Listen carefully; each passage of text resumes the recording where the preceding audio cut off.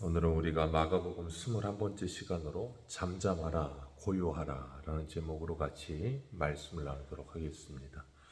예수님께서 지금까지 계속해서 사역하신 장소가 가버나움입니다. 회당에서 무리들을 가르치셨고 병자들을 고치셨고 그리고 비유로 하나님의 나라에 대해서 말씀을 전하셨습니다. 그리고 35절을 보면 예수님께서 제자들에게 저편으로 건너가자 하고 말씀하셨어요. 예수님께서 제자들에게 먼저 제안하셨습니다. 저편으로 건너가자. 그리고 예수님께서 제자들이 가야 할 곳을 가르치신 거예요. 제자들이 가고 싶은 곳을 가는 것이 아니라 예수님이 가라고 알려주신 곳으로 가게 하셨습니다. 우리의 삶도 우리가 가고 싶은 곳으로 가는 것이 아니라 하나님께서 가라고 하시는 곳으로 가야 할 줄로 믿습니다. 그것이 우리가 원하는 곳이 아니라 할지라도. 그래서 예수님은 요한복음에 베드로에게 그러셨어요. 젊어서는 네가 띠띠고 네 원하는 곳으로 갈 것이거니와 나이 늙으면 남이 너에게 띠띠우고 네가 원치 아니하는 곳으로 이끌어가리라. 그렇게 말씀하십니다. 36절을 보면 그들이 무리를 떠나 예수를 배에 계신 그대로 모시고 가매 다른 배들도 함께 가더니 그랬어요. 그들이 누구냐면 제자들을 말하는 거고 무리를 떠나 예수를 모시고 갔다 그랬습니다.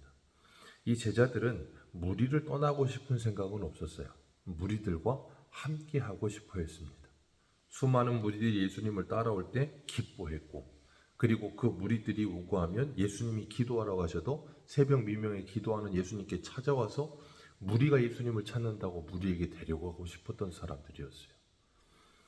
예수님께서 오병이어의 표적을 행하실 때도 수많은 사람들이 억지로 임금 삼으려 할 때 예수님은 제자들을 즉시 재촉하여 건너편으로 보내십니다. 그리고 무리를 떠나게 하세요. 예수님은 무리들과 함께하기를 원하지 않으셨고 그들에게 하나님의 나라의 복음을 전하기를 원하셨고 항상 홀로 계시기를 원하셨어요. 그래서 예수님은 제자들을 재촉하여 반대편으로 보내시고 무리들은 다 돌려보내시고 홀로 산에 올라가서 기도하세요. 그러니까 우리의 생각과는 조금 다른 길을 계속 걸으시죠.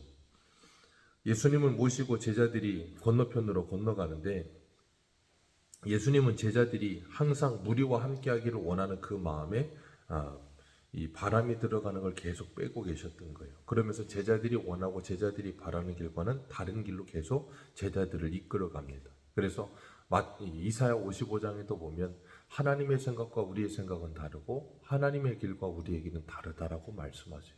그러니까 우리가 잊지 말아야 될 것, 우리가 인생을 이만큼 살아오면서 늘 경험하지만 우리가 생각하고 계획하는 대로 인생이 되었다면 우리는 큰일 났을 거예요. 그런데 하나님께서 우리가 생각하고 계획하는 것과는 다른 길로 인도하셨기에 여기까지 올 수 있었던 겁니다.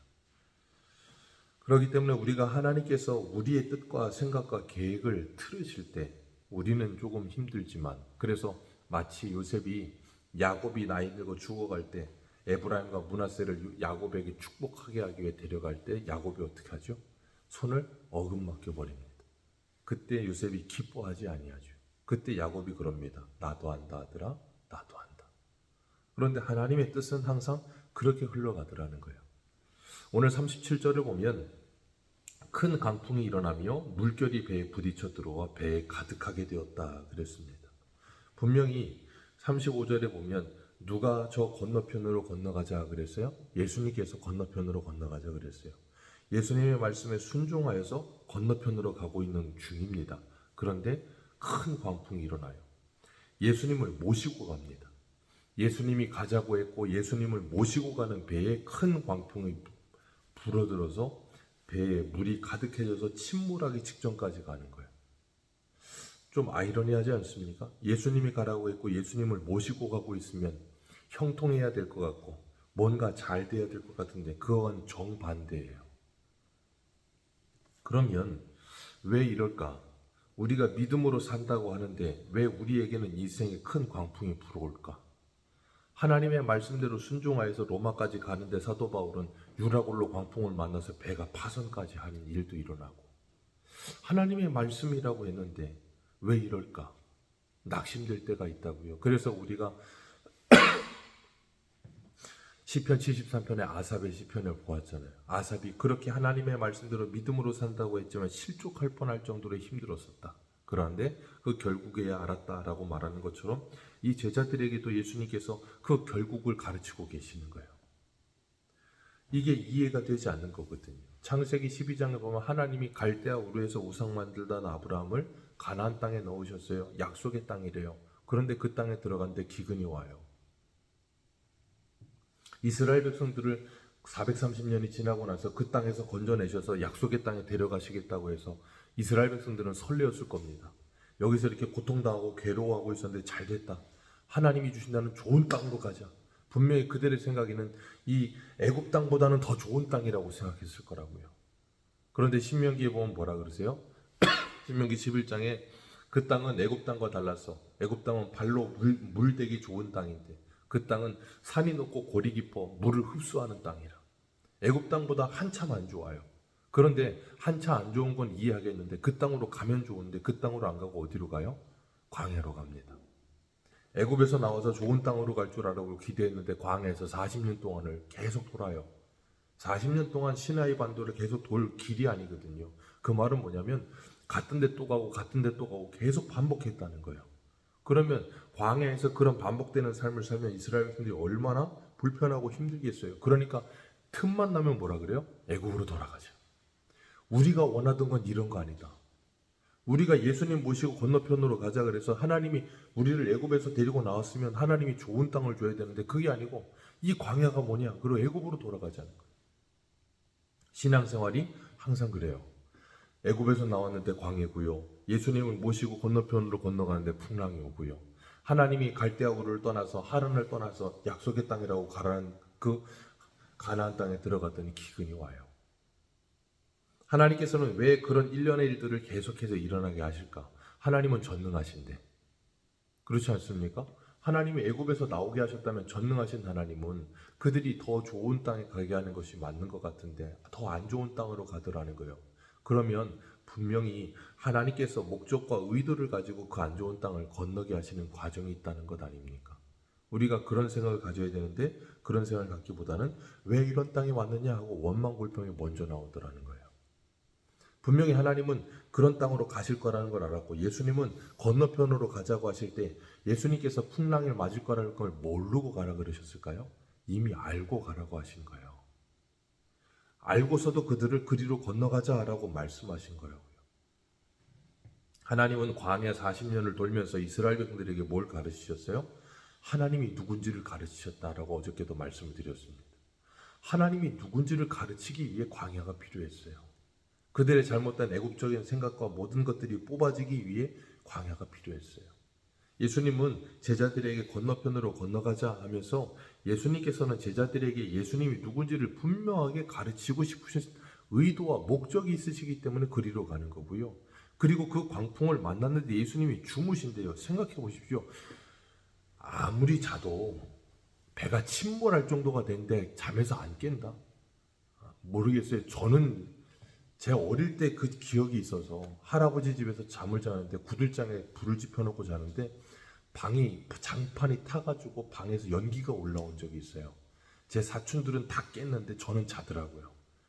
그래서 저를 깨워서 제가 이렇게 일어난 기억은 있는데 그렇다고 할지라도 배가 침몰할 정도로 막 흔들리는데 안 일어난다는 건 불가능한 일이에요. 예수님이 일부러 지금 주무시는 척을 하는 거예요. 생각해 보십시오. 베드로와 그리고 제자들은 그 갈릴리 바다에서 나고 자랐습니다. 그리고 직업이 이 어부예요. 그러면 거기서 나고 자라서 어부로 살았으면 일평생 얼마나 많은 풍랑을 만났겠습니까? 그러는 동안 그들이 자기들의 힘으로 그 풍랑을 다 헤쳐나갈 수 있었을 만큼 그런 능력이 있었어요. 그런데 오늘 이 풍랑은 그들의 힘으로 해결할 수가 없는 거예요. 아무리 해결을 하려고 해도 해결이 되지 않습니다. 마치 사도 바울이 로마로 가다가 유라굴로 광풍을 만난 것처럼 그 유라굴로 광풍 만났을 때 거기 뭐라 그러냐 구원의 여명이 구원의 소망이 끊어진 것 같았다 그랬어요. 그들이 가지고 있던 그 무역선에 있던 모든 것 다 갖다 버리고 배 기구까지 다 버릴 정도로 모든 걸 다 버려도 해결되지 않아서 이제 우린 죽었구나 하는 그때가 온 거예요.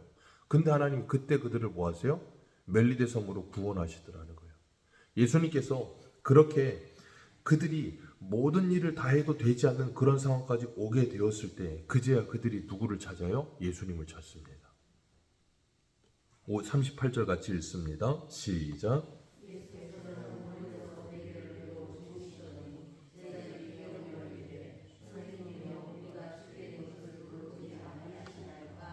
네. 제자들이 이렇게 고상하게 얘기했을까요? 아니겠죠. 지금 당장 죽게 생겼는데. 그러니까 이 억양 속에는, 뉘앙스 속에는 엄청난 짜증과 함께 엄청난 화도 섞여 있었겠죠. 왜요? 지금 죽게 생겼는데 잔다는 게 말이 되느냐는 거예요.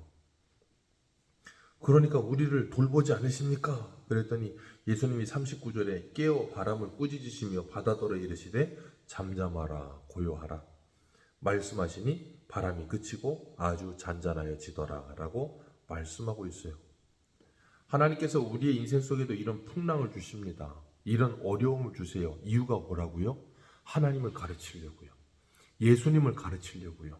그래서 그들이 평생 어부로 살며 갈릴리 바다에 살던 그들이 그 예수 그리스도 아니면 그들이 살 수 없다라는 걸 철저하게 깨닫게 하기 위해 그들의 힘으로 할 수 없는 일을 만나게 하셨고 그 일을 예수님은 무엇 하나로 하셨어요? 말씀 한마디로 그냥 해결해 버리시더라는 거예요. 그러니까 하나님께서는 우리들에게도 우리의 인생 속에 이런 풍랑을 만나게 하시고 우리가 이런 풍랑 속에 전전긍긍하다가 하나님께 기도할 때 하나님께서 그 문제를 때로 해결하시더라는 거예요. 한순간에. 왜요? 하나님이 누군지를 가르치시기 위해서. 우리의 목적은 기도의 응답과 문제 해결인데 하나님은 문제 해결에 관심이 없어요.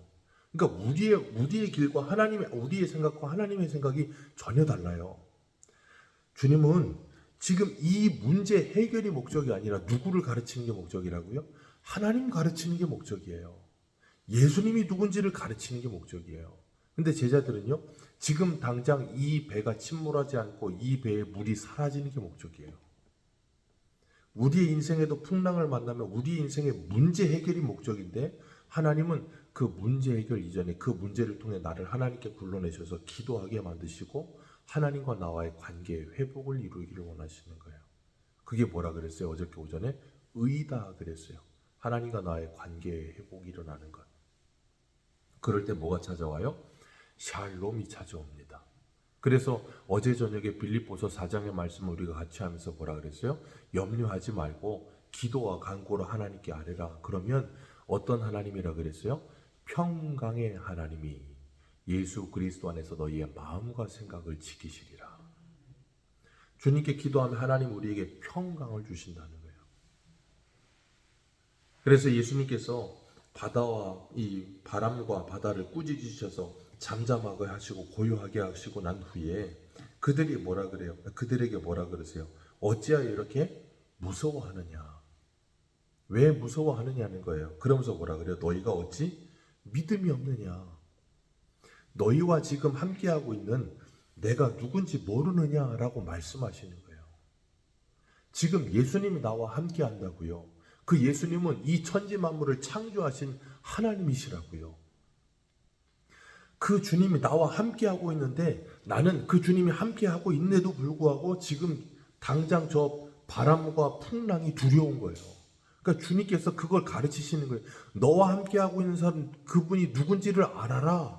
그분이 천지 만물을 창조하신 하나님이시고 그분은 말씀 한마디로 바다를 잠잠케 하실 수 있는 분이며 그분은 말씀 한마디로 이 모든 걸 만드실 수 있는 전능하신 분이다를 알라고 가르치고 계시는 거예요. 그러면서 왜 두려워하느냐는 거예요. 왜 무서워하느냐는 거예요. 무서워하지 말고 왜 믿음이 없느냐는 거예요. 나를 믿으라는 거예요. 그동안 제자들은 예수님을 열심히 따라다녔습니다. 그런데 예수님을 어떻게 따라다니겠어요? 예수님이 누군지를 제대로 알지도 못하고 따라다니고 있는 중인 거예요. 언제서야 알아요? 사도행전에 성령이 임하고 나서야 그 예수님이 누군지를 제대로 아는 거예요. 그리고 나니까 그들에게 뭐가 사라져요? 두려움이 사라집니다. 예수님이 누군지를 바로 알고 나니까 두려움이 사라져요. 그래서 우리가 잊지 말아야 될 것, 하나님께서는 우리의 인생 가운데 풍랑을 간간히 허락하십니다. 그 풍랑을 허락하시면서 내가 믿는 그 하나님, 나와 임마누엘의 주님으로 함께하고 계시는 그 하나님이 누군지를 우리에게 확실하게 가르쳐 주시는 거예요. 그래서 우리는 우리의 인생 속의 어려움들을 경험하고 난 후에 그 하나님을 배워서 우리의 믿음이 이렇게 아름답게 자라나야 되는 거예요. 그러지 않으면 그 풍랑은요, 그냥 풍랑으로 끝나요. 그러니까 시간이 오래 지나고 그런 일들을 경험하고 나도 우리의 믿음이 이렇게 자라지를 못해. 하나님에 대해 바로 알지 못하고 이 문제를 왜 주셨는지, 이 문제를 통해 내가 기도하며 무엇이 바르게 알아지고 무엇이 하나님과 관계가 회복이 일어나야 되는지를 모르고 그냥 문제의 회복에만 초점이 가 있는, 주님은 그런 우리를 가르치세요. 어떻게 해요? 오늘도. 그리고 시편의 119편 71절에 이렇게 말씀하세요. 고난당하는 것이 내게 유익이라. 이를 말미암아 내가 주의 율례를 배우게 되었느니라. 아멘. 오늘도 우리에게 찾아오는 풍랑이 있을 때 우리에게 분명히 두려움이 없을 수는 없습니다. 우리는 사람이거든요. 그래서 눈에 보이는 풍랑이 나를 덮쳐올 것 같고 그 풍랑 때문에 침몰할 것 같을 때 기억하십시오. 나와 지금 함께 하시는 분이 누구인가? 다윗은 그걸 알았어요. 그래서 풍랑 같은 저 골리앗 앞에 두려워하지 않고 나와 함께 하시는 하나님과 함께 그 골리앗 앞에 담대하게 나갈 수 있었어요. 오늘 우리들도 그 나와 함께 하시는 주님과 함께 요동하며 풍랑치는 우리의 마음의 바다가 주님의 말씀 한마디에 잠잠하여지고 주님과 함께 동행하며 샬롬을 누리며 담대함으로 세상 가운데서 믿음으로 승리하는 저와 여러분들 되시기를 축복합니다. 기도하겠습니다.